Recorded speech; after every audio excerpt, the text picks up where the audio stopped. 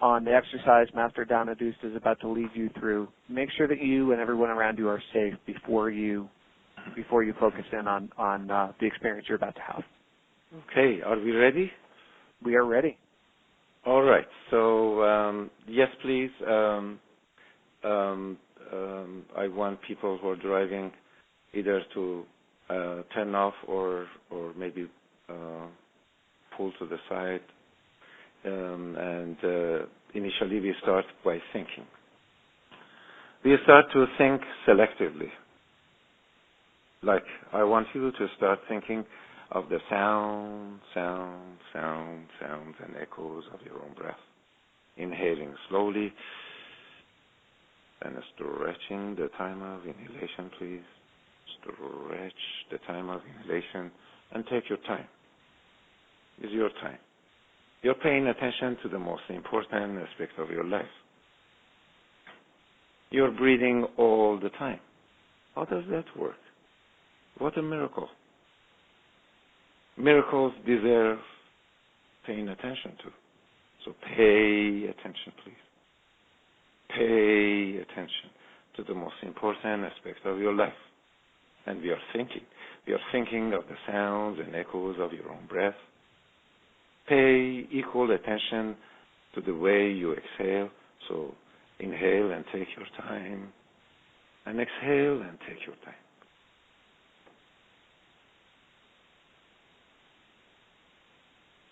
Think that retina is an extension of the brain.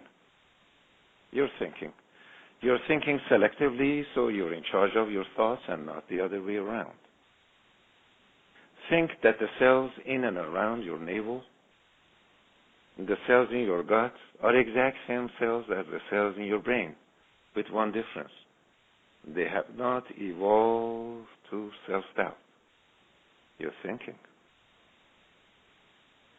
Initially, we think with our brain, knowing that any and all frequencies you have ever encountered, the ones that you're receiving right now and the future ones, they have to. That's how we are designed. They have to go through the grand central station for all the frequencies. They have to go through the echo chamber of love. They have to go through your heart. They go through your heart through a process of orientation, initiation, to acquire your heavenly barcode, your energy signature, to be glazed with your healing light and love. That's how the universe knows it's you. Any thought, any action is methodically recorded and traced back at you. That's how the laws of karma work. You're thinking. Thinking of the sounds, and echoes of your own breath. Think of the space between the two breaths. There is a distinct pause, space, distant between the two breaths. Think it. We are thinking on purpose, so we are in charge of the thoughts and not the other way around. Now think of your heart. Think of your heart. Think of this wonderful major she, collective consciousness is the she, and she has a lot to talk about. Think of the fact that she manifested first. As soon as there was the first heartbeat, we said, oh my gosh, we have a baby. It was the heart first, not the brain. It was she who manifested first, and she helped to co-create the brain, not the other way around. She has her own very independent central nervous system. She is the oldest, the wisest. Think of her. Maybe you can hear her. Maybe you can feel her. But think of your heart and think that you want her to beat like this. Boom, boom, boom, boom. It's like, I am I am. There is a distinct space, distant, between the two booms, between I and am. Is not I am, is I am. Boom, boom. Think of her and ask her to slow down. Slow down, dear one, it is in the heart. We are safe, you tell her. We are in good hands, protected, provided, and we always will be, you reassure her. Boom, boom. You're warming up. Inhaling slowly, expanding the chest, giving your precious heart more room. Think of one of your favorite smells of freshnesses right now, and let's glaze the whole process with freshness. You're warming up.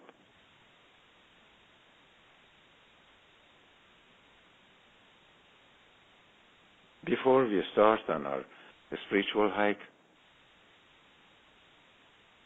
I want you to look at a tiny little dinky map, weathered and withered. But if you look up closely, there is an arrow pointing at the fact that you are here. Come with me, please. Come. Let's start our spiritual hike. I'll be your tour guide. It's a moving path, by the way. So as soon as you step on your moving path,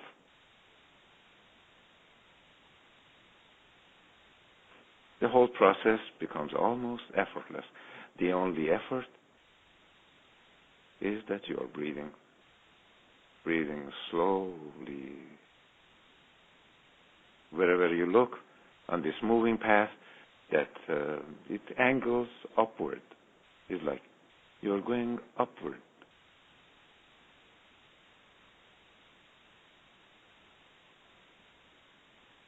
Effortlessly. Wherever you look, there is a different scenery. There are like different seasons even. Different smells of freshnesses associated with each scenery. Wherever you look, different smells of freshness associated with the sceneries, the kind of freshness that makes you want to have lungs 1,000 liters in capacity each.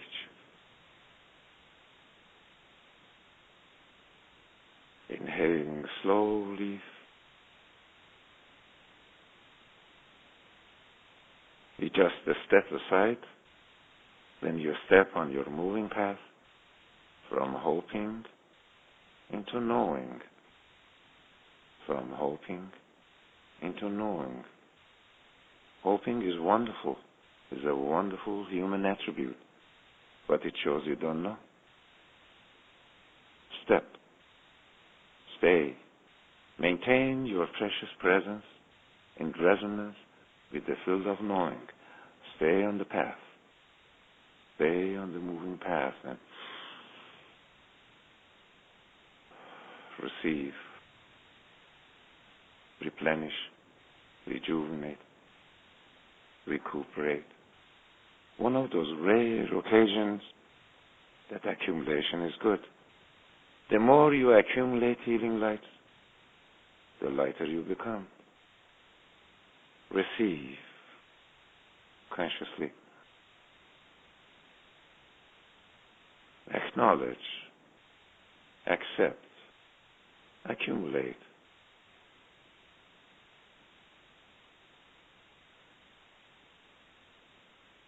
All your senses are sharpening as you move along the path, including the sense of depth. The hike is already sensational.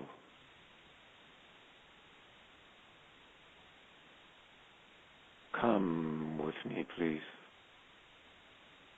Effortlessly. You're coming to where I guide you right now. Safe, in good hands, receiving, replenishing, rejuvenating, recuperating. These are your gifts. Every single photon of light that you're receiving is your gift. Tailor-made, special edition, just for you.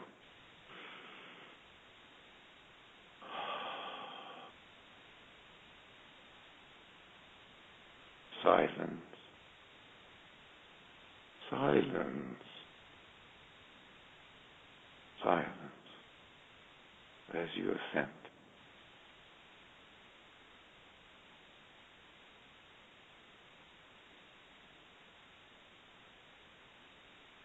Come. Rest. You're coming to the top of the Mount Universe. Listen to your heartbeat again. Boom, boom, boom, boom. I am. It's like you are on the highest peak of the Mount Universe, announcing your presence consciously through the loud speakers of the Mount Universe. I am, you say, making your coordinations, your specifications known. I am. Boom. Boom. The universe already knows what you want.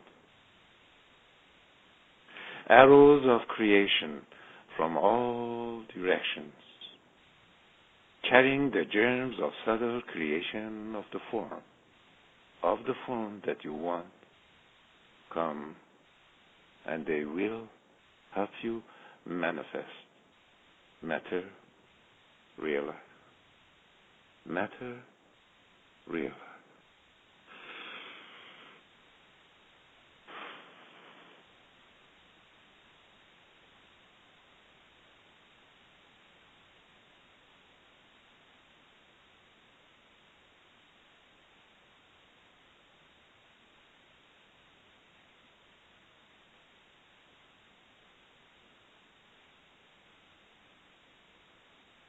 Wow.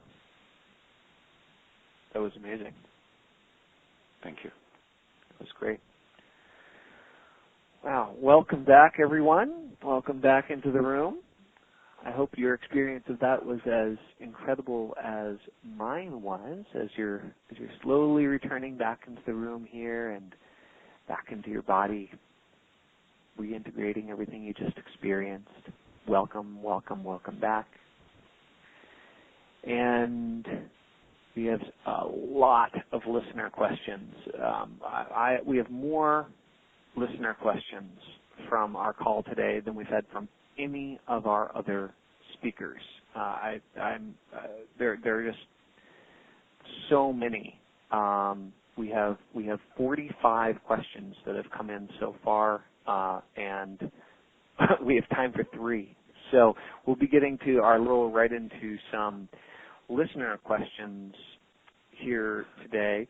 The first one is coming in from Cherie out of California, and Cherie wants to know, if I already practice meditation, does the type of meditation that I practice matter if I'm interested in learning more about Shafaw and healing? So someone's already experienced in meditation, does the type of meditation they already do matter as they begin to study some of the concepts and ideas that you're talking about here today, Master Danadoost? Right. Very good question, but the difficulty is I don't know if we all are in agreement with what meditation is. Especially in the Western culture, people self-hypnotize and they think they are meditating. And they are two entirely different concepts. Clarify something here. I'm not saying that you meditate only, you do Shafaw meditation. That's not what I'm saying. What I'm saying is that, are you meditating or are you self-hypnotizing? Are you experiencing an altered state of mind? These have different definitions. So, any meditation which, allows you to be in the field of all-knowing, consciousness, awareness, and all that is welcome, and you can study with me, yes. But during the Shafaw 2 sessions, addressing your emotional aspects, the healing branch of Shafaw that you take charge, you do more than 80% of the work, you are not allowed to do any meditation. None. All right. Got it. We have another question here coming in from Arizona from David, and David wrote several questions, but really what he wants to know is, I've been meditating for years. My life is not quite working yet. He says, I've tried everything, and frankly, I'm a little bit jaded. How can I tell if what you are offering can help me? And he also says, who is a good candidate for Shafaw? Basically, everyone is. In fact, if there is any challenge in Shafaw healing, is the challenge that, technically, most people want to do better, but they don't want to really heal. They have secondary gains. And I have to say that emphatically. So the biggest challenge of a Shafaw healer is really to prepare an environment of healing that the individual wants to heal, just like we were talking earlier. And how does a person know if Shafaw is going to help is really depends on the experience that the person has receiving Shafaw. In our short time, I could not really, I cannot explain what really Shafaw is or Shafaw meditation is. I could give you a glimpse and sparks of it. But the proof is in the pudding, let's say. You experience, All right. Diane says that Shafaw 2 has transformed her life and the way that she sees the world around her. She says, depression and anxiety have lifted, and I can move through my life with greater ease. How often should she have Shafaw 2 sessions, and how close together should they be? Well, they can be as close together as, the person wants. I welcome an opportunity between the two series of Shafaw 2, if that's the choice of the Healy, the seeker, so they can process, what they have acquired, what they have learned, and how they can implement. But it's an ongoing thing. I have somebody who is not necessarily suffering from any ailment or anything, and she has made a lot of progress, and she's having her, close to Shafaw series number 30. It's an ongoing thing for this individual, and for many others. They are receiving Shafaw 2 series one after the next. They take a few days off or a week off, and they come back and we start again. So technically, if it were up to me, I would give it 2-3 days and I start again till you get where you want to get. And you know when it's time for you to stop. You're the judge, you're the juror. Okay. And several people have asked this question, and we didn't go into it in too much detail during the call, which is, what exactly is the difference between Shafaw and Shafaw 2? If you could just explain that in a little bit more detail. Sure. I'll be brief. In Shafaw, I take charge. I do more than 90-95% of the work. I tap into your healing powers as a partner of creation. I help and usher out to the surface your inner healer. I basically do everything. I'm doing a lot there, and the person is resting and enjoying and going through the experiences that they go through the experience, including warmth, cold, tingling, shivering, seeing colors, seeing invisible helpers and so forth and all that. But I do all the work, almost. And in Shafaw 2, the individual does most of the work. More than 80% of the work is done by the individual. I prepare an environment of healing. I persuade and allow the stuck energies of fear and fright and concerns and insecurities and anger and frustration to surface, and I prevent them from coming back. So in other words, once a charge associated with an ailment, physical, emotional, or a condition is released, it cannot come back. That's the premise, that once we release a charge, it cannot come back. And the ones who have received Shafaw 2 can vouch for it. And, we can provide listeners with list of names and numbers of people who have received Shafaw 2. They could call them up and, ask what their experience. Once the charges go, if you have had a problem with your father, and the charges are released, you have no problem with your father. So that's really the main difference. In Shafaw, let's say together we shrink and make disappear a cancerous tumor, and the person bails out, goes. There is no understanding that they have to come and finish the journey. Once the tumor is gone, they're gone. In Shafaw 2, there needs to be a commitment. We make sure there is a commitment. In Shafaw, you may come for one session and, either your ailment is gone or not. You may decide, maybe later, maybe in 6 months, maybe in a year, maybe next week, so you're in charge. In Shafaw 2, outside the healing practice of Shafaw 2, releasing charges and preventing them from coming back, I'm in charge. I have to be in charge. In fact, while, we are doing I'm in charge, but you do the majority of the work. In fact, I become like a puppet master, especially on the phone. I have to be in charge of your environment, and I have to be in charge of my environment. I cannot be disturbed with any phone call, with any messages. I'm there 100% for you. I'm there 100% for you when I do Shafaw 2, but in Shafaw 2, I guess the main thing that I can point at is commitment on your part. So you are going to commit for 9 sessions, and you cannot bail out. It's a commitment, it's an ethical, moral agreement. So that's really the main difference, that you have the commitment, and you do 80% of the work. And in Shafaw, the only commitment is for you to come and then come back whenever you want to. And I do most of the work.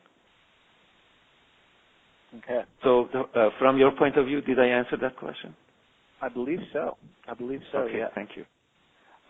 Couple more for you real quick here. One is about whether it's possible to use, this is related to the last question, but whether it's possible to use either Shafaw or Shafaw 2 in order to heal people who have not asked to be healed. So the skeptic, or maybe there's someone that's close to you that isn't open to this type of healing. Can you use Shafaw or Shafaw 2 to help heal someone who hasn't asked for help?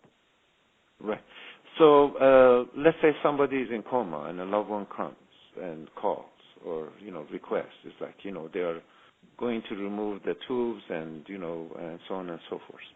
And will you help this person? And I say, sure, let me ask. And I ask the intelligence that runs the individual if they want me to help, if they want my help to come back to the physical body and start running it again. And so far, I probably had, for sure, not more than one incident that the individual actually didn't want to come back. So, we called back and said, I'm sorry, the person doesn't want me to work. But ordinarily, people say, well, I don't know, and I repeat the question at different times, at different days, and usually the answer is yes. So we work on the person who's on coma, and, we have really wonderful records. We always help the person in coma to come back. As far as people who are not in coma, like a person who is suffering from schizophrenia, and the mother calls and asks for help, begging, pleading with us to help, the person cannot be seen. The person won't come. So again, I ask for the permission of the individual, and in other rounds, and if the answer is yes, I work, and the results have been nothing short of miraculous. If the case is severe case of schizophrenia, and the windows and the doors are boarded up, the person is not seeing anything, almost miraculously, the same day or the next day, all the boards come down and the person claims that, he's doing better. So, yes, it can be done, but I have to ask for the permission. Or, other Shafaw healers, they have to ask for permission. A clear permission, yes, not maybe, but clear yeses, then we go at it. Yes, we can do Shafaw on them, and remember, Shafaw 2 is really an offspring of Shafaw. So, up to 2010, I was doing Shafaw 2 in my sessions when I was doing Shafaw, but I would taper it off in one session. Mm-hmm. So, yes, we can. Beautiful, beautiful. All right. Well, as I said, we have over 40 questions, so we don't have time to go into them all, but I've chosen the ones that seem like they were the most frequently asked. So thank you guys for being so active and so engaged and paying such close attention to everything during this entire call. This has been absolutely incredible. Your time and everything that you shared with us here today, this absolutely phenomenal stuff, endlessly interesting. So thank you for carving out some time this morning to have the interview with me.